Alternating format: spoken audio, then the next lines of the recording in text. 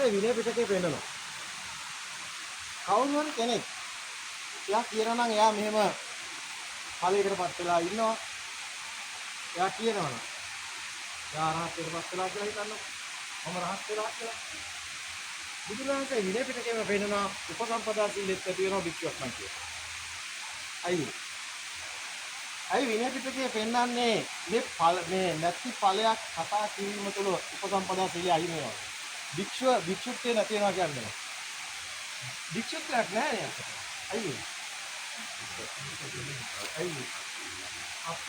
අපිට එහෙම දෙයක් වෙලා නැතුව අපි කියනවා කියන්නේ අපි ඉන්නේ දෘෂ්ටියක. ඒක අතිශයින් භයානක මිත්‍යා දෘෂ්ටියක්.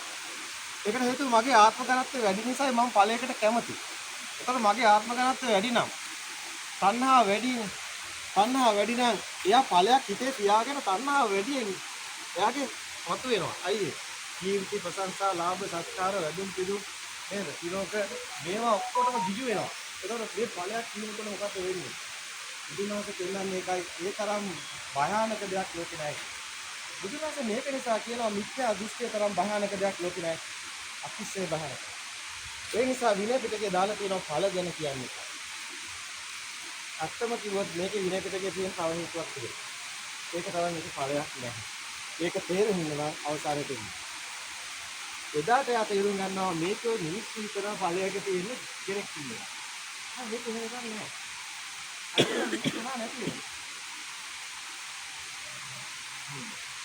දැන් Taman තේරුම් ගන්න ඕනේ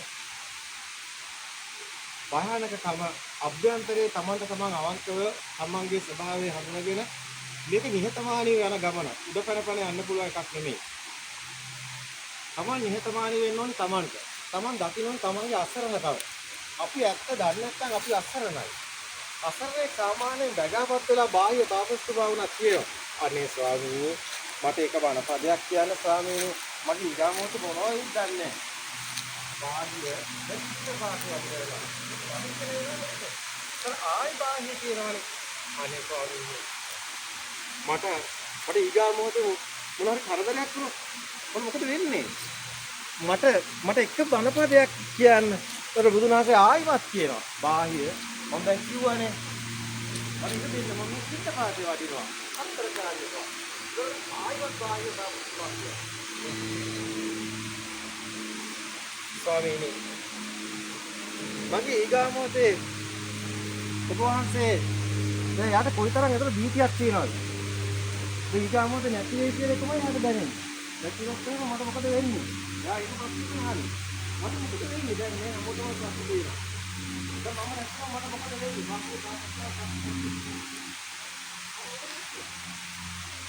අන්න බාහිර දැනගැනීම තියෙන භයානකම බාහ්‍ය තාපස්තුමාට තේරෙනවා.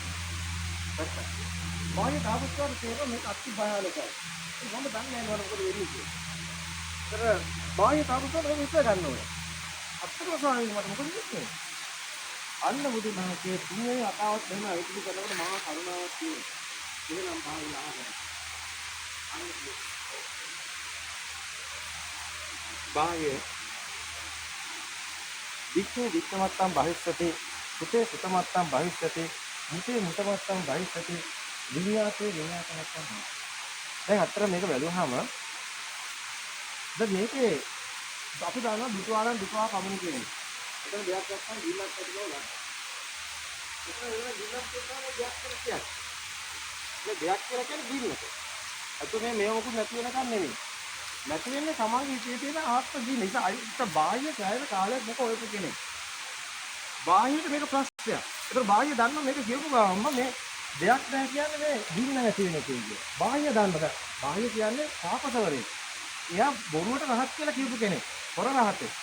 එයාට මිනිස්සු සත්කාර කළා. එයා බාහ්‍ය දාරු පීරි කියලා අපි කියන්නේ. එයා ඇඳුම් එහෙම හිටිය අර නිගන්තෝ ඉන්න විදිහට පතුරු ටිකක් දාලා වහගෙන ඒ මිනිස්සු කිව්වා රහතෙක් කියලා මිනිස්සු ඩයිවි බෝග දෙයක් දුන්නා. ඒක හොර රහතෙක් කියලා රඟපෑවා. ඒකෝට මිනිස්සු හැමදාම එයාට දෙනකොට එයා දන්නවා බොරු කරන්නේ කියලා. එයා රවට්ටනවා. ඒකයි කියන්නේ අපි බොරු කළා හරියන්නේ නැහැ කියලා. ඒක බාහ්‍ය දන්නවා මම එයා බොරු කරන්නේ කියලා. එයා දන්නවා මම රහතෙකුත් නෙමෙයි. මට තාම කෙලස් තියෙනවා. මට මන් දා හුස්මට ඉද්දොත් එහෙම මම ඉස්සාවේ දිගටම වැටෙනවා. මේක මම ඉස්සද ගන්න ඕනේ. නැත්නම් මිනිස්සු අත්තර ඩයිවි බෝග දෙනවා ඒක අතර දාලා හොරෙන් එන්න බෑ. බඩල එන්න. ඉතින් මේක මේක හොයාගන්න. අත්ත හොයා. එතකොට දැන් බාහ්‍ය තාපස්තුමාට ඔක කියනකොට දුටුවා පමණ කියනකොට දුටු දෙයක් නැත්තම් දුටු කෙනෙක් නැහැ කියනකොට බාහිර මොකද්ද දැන් කියලා තියෙන්නේ. මෙතන කෙනා හඳුනා ගන්නෑ. හොඳට බලන්න.